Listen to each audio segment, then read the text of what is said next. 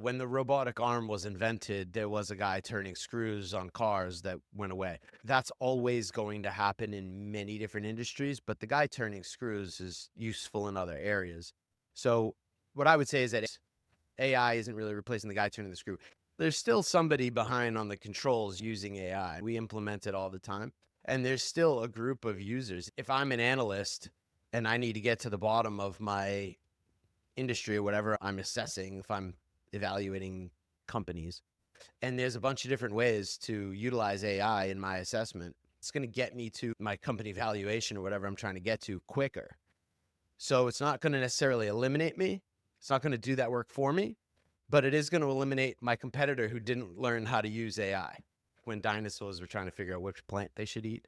That's when and maybe I'm a little biased on this first one, but I do really love the way it's emerged, and Door 3 has been blazing the trail, is how do you implement AI into the user interface?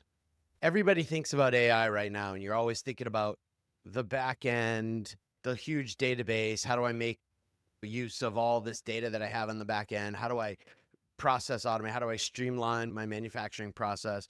There's a concept that I think we largely overlook when we are offering a product on how do other people use my product. Door 3 for 23 years has been making the sexiest user interfaces out there and really great design. They focus on design. They have, I don't know, 15, 20 designers that are not even programmers. They're like artists. They teach art at college and stuff, right? So like they're artists, masters in arts type of stuff. So that's been Door 3's cup of tea for 23 years. Now it's I don't want to say pivoting because we still have that design angle, but we're also adopting how to bring AI into that user interface so that your clients can use it within your product. That's an area that I think is largely overlooked with AI in general. I think if we default to the back end, streamline sales automation. So we're building a product right now called the Sales Machine, and we're offering it with SaaS in the future. The way AI is going to be applied to that is it's brilliant. It's sales automation. It's being applied to how do you build a list for somebody? How do you enrich the data behind that list of contact data? It's being applied to how do you build a campaign? So this would be generative AI building a marketing campaign. Now we're going out and hitting all the different tools. This is the best contact information for Trevor, right? And then there's AI saying, and here's your marketing campaign. All three of those are different types of AI.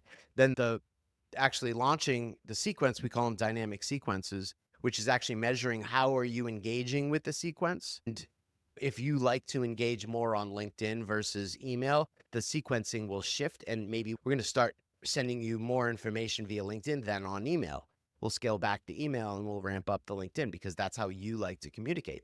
It also handles all the social media posts and DMs and all that stuff too.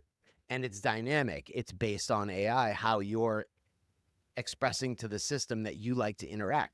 It recognizes that and it adjusts. So all of those are different types of AI, but it's being applied to the same product. Not all of those are using large language models. Some of them are, but some of them are just pure ML. Actually, it's all ML.